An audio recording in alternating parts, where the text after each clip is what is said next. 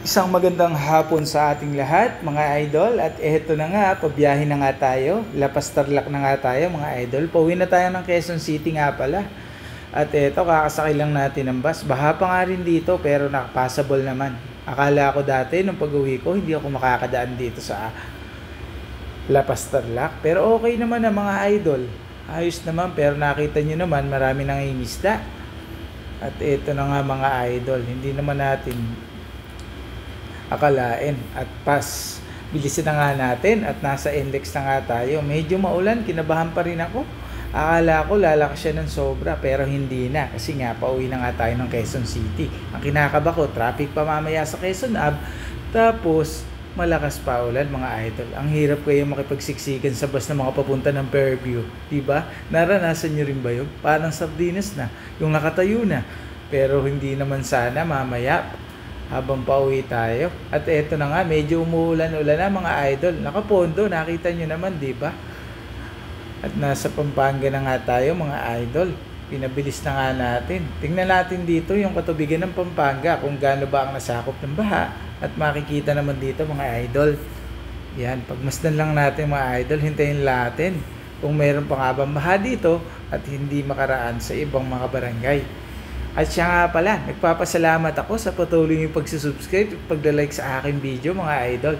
Salamat po sa inyo lahat.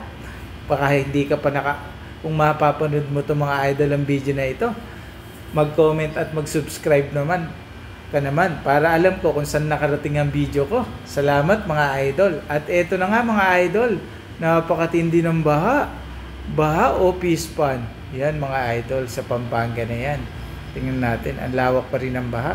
At napatak-patak nga itong ulan, no? Kitang-kita sa salamin ng bus, di ba? Nakuha natin. At mga idol, ayan nga, oh. Sana wag nang lumakas hanggang makarating tayo ng Quezon City. Mga idol, kumusta nga palang nagdaang bagyo? Napinsala ba kahit nabaha? Ingat-ingat na lang din. Alam niyo naman, ang flood control, ang dami nang nagawa. Kaya ito ang nangyayari sa ating bansa. Puro baha rito, baha doon. Ingat na lang po mga idol. Ayan po, at nasa San Fernando na tayo mga idol. San Fernando na po tayo idol. Kitang-kita naman sa kabukiran ang mga baha na nakikita natin sa video mga idol. Pero kung makikita nyo dyan, hindi pa siguro ganong baha dyan. Ang dami kasi mga storage dyan na madadaanan natin. Hindi ko alam kung ano mga nakalagay dyan mga idol. Baka alam mo, suggest mo nga kung ano dyan. Yan, dire-diretso lang tayo dito mga idol. Kumbaga, hayahay lang tayo nakaupo sa bus habang nag-vlog. Ito nga mga idol, nagbakasyon lang tayo ng konti sa Nueva Ecija para ma-relax tayo at nakauwi. At nakapagtampisaw nga rin pala tayo sa baha. Kung hindi po napapanood ang aking video sa baha, makikita nyo yan mga idol. Nagbabalibol ang ating mga kasama doon at ang ating mga kaibigan. Ayan mga idol, dahil nandito na nga tayo sa tulay ng Pampanga, kitang-kita nyo naman ang lawak ng tubig, diba? Pansin na pansin nyo, nakakamangha kaya ang lawak ng narating. Siguro apektado yung mga barangay dyan na atin nakikita o hindi pa nakikita sa layo niyan at lawak ng ano. Sana sa bukid na lang to mga idol para hindi na mapinsala ang ating kababayan dito sa Pampanga. Ayan po, nandito na nga tayo. Ang lawak pa rin, oh. Kita nyo, yung lawak ng baha, mga idol. Napakalawak niyan. Hanggang kabila pa yun, mga idol. Hindi ko na maibidyo kasi dito na lang ako nag-focus, mga idol.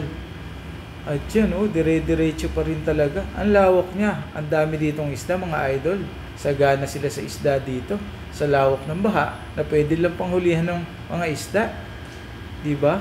Dire-diretso na tayo dyan. Makakapagod din talaga idol pagka kailangan din natin ng bakasyon, ng konting relaxation. Yun naman talaga ang dapat mga idol para nakakapagliwaliw din tayo at nakakapag kasiyahan. Ayan mga idol, ang lawak ng mga idol, yung layo na yung mga idol na natatanaw nyo. Puro tubigan yan mga idol. Kaya napakalaking baha niya sa Pampanga. At sabi ng kasama ko, hindi daw siya makadaan. Ewan ko kung baha pa sa Makabebe, Pampanga, mga idol. Comment mo nga dito kung baha pa sa Macabebe, Pampanga, mga idol. Para alam ko kung nakarating yung video ko sa Pampanga. Dire-diretso lang to mga idol, oh. Ang lawak na yung mga sakop niya. Ayan, diretso na ulit tayo mga idol. Dire-diretso lang. Ay nga naman. Kagigising ko nga lang pala. Nakakaldag kanina yung bus. Ang lakas mga idol. Ang hirap din kaya nang nasa likod pala.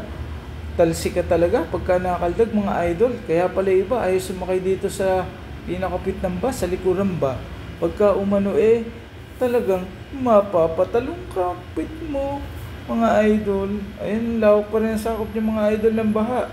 Grabe. Hindi matapos-tapos na lawak ng baha. At ayan nga, nalampasan na nga natin ang baha. Pero meron pa din mga idol. Hindi pa rin talaga na, ayun, ang lawak pa rin siya mga idol. Grabe yung pinsala dito sa kanila mga idol. Ang baha sa Pampanga, parang dagat. Ang lawak. Grabe mga idol.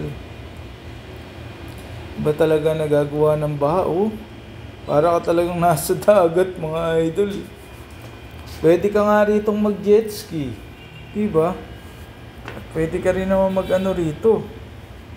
Lawak niyan. Diba? Diretso lang. At eto na nga mga idol. Natapos na natin ang baha. And the next, nasa Bukawi na nga tayo mga idol. Malapit na, ibig sabihin, makakarating na tayo. Dahil nakita ko na ang pinakamalaking indoor arena. World largest indoor arena, mga idol. The Philippine Arena. Diyan mga idol, nadaanan nga natin ang Philippine Arena. Kung makikita nyo. Diba? Dire-diretso. Wow, nakakamangha talaga. At isa pa doon mga idol, may kapilya, kitang-kita talaga. At yan nga mga idol, ang Philippine Arena at Philippine Stadium, Sports Stadium. Ang ganda mga idol. At mamaya, palapit tayo. Excited na tayo umuwi kasi ang hirap abutan ng ulang kaya mababasa na at balintawak na nga tayo. At andito na nga, idol. Sumumpa na nga tayo, Mindanao Avenue. Ayan na, idol. Wala naman sanang traffic, pero alam ko dito, lagi talagang traffic mga idol. Moderately lang siguro ang traffic dito. Ewan lang mga idol. Tingnan natin kung hanggang saan ba ang traffic dito mga idol.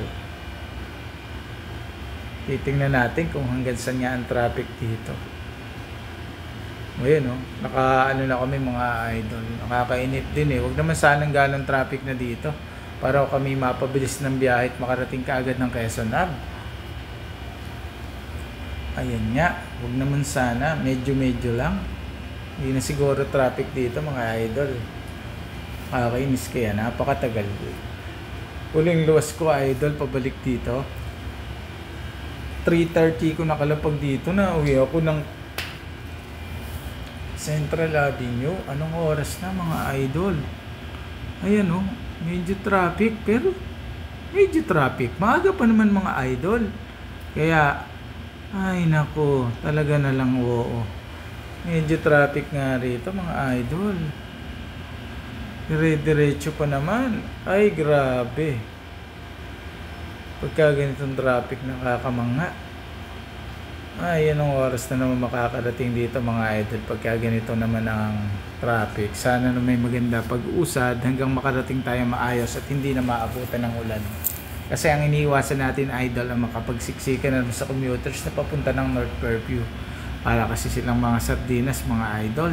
Pagka tayo naabutan ng rush hour, ang hirap sumakay lalo na sa bus. Kaya sa jeep na lang tayo mamaya sasakay para hindi naman masyadong mahirap ang pagbaba mga idol. Diretso lang. Ayun na nga ang kinakatakot natin mga idol. Traffic na naman mga idol. Sobra. Diretso pa yan. Diba? Napaka-traffic talaga niya mga idol. Ayan Ay nako, relax relax lang. Pagka ganito talagang traffic, tiis-tiis ka lang dyan. Kahit ihi ka na, kahit anong ano ka na, titiisin mo talaga mga idol pagka ganitong traffic. Ang hirap kaya. Dire-diretso lang talaga mga idol. Diba? Ang hirap niyan mga idol, diba? Siksikan na naman. Huwag naman na sana. Dire-diretso na lang sana yan mga idol. Pagka ganyan.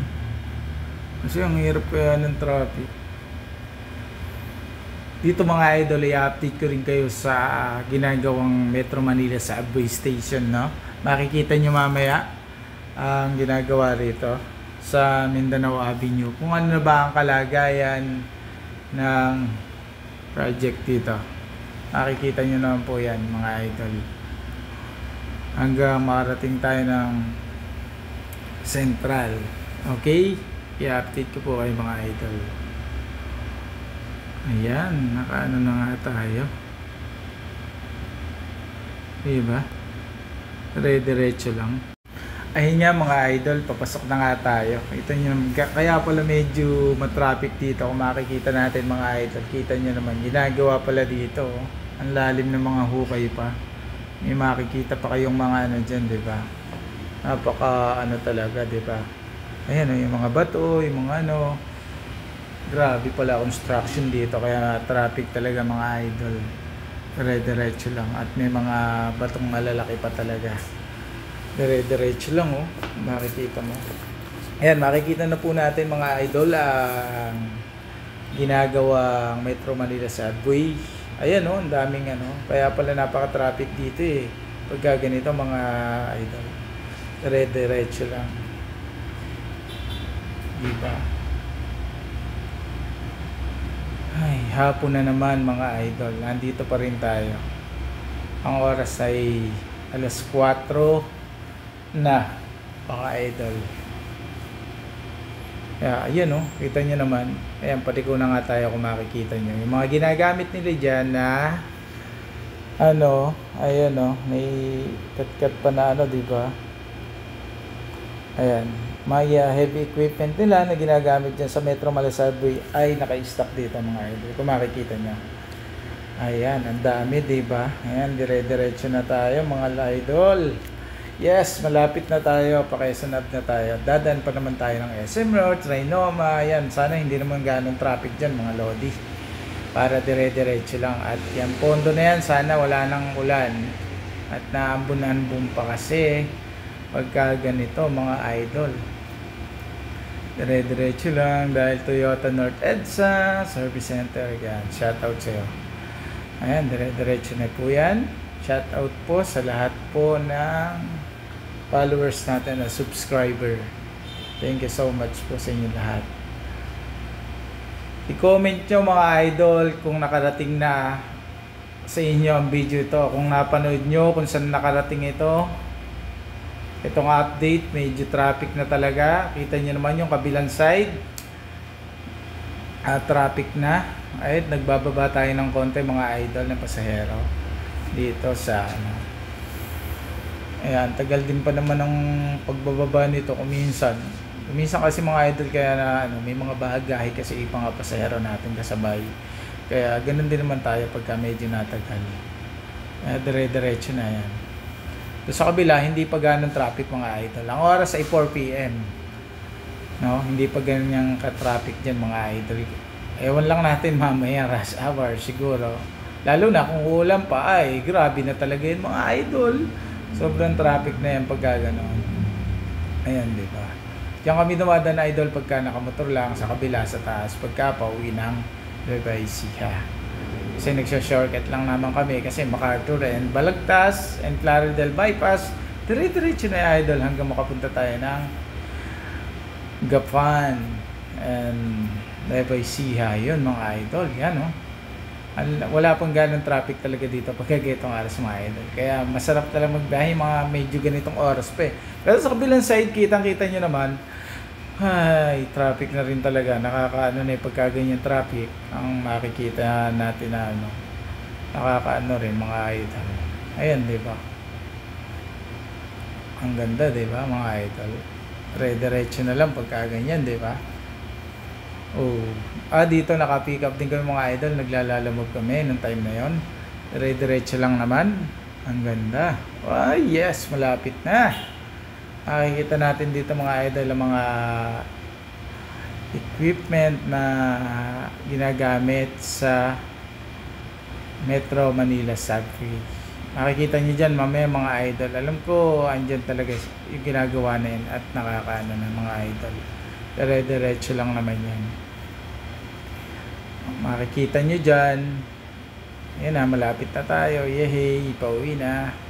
Makarating sana tayo hindi nababasa ng ulan mga idol. At diretso lang naman yan mga idol. Diba? Diretso lang siya, diba? Mga idol.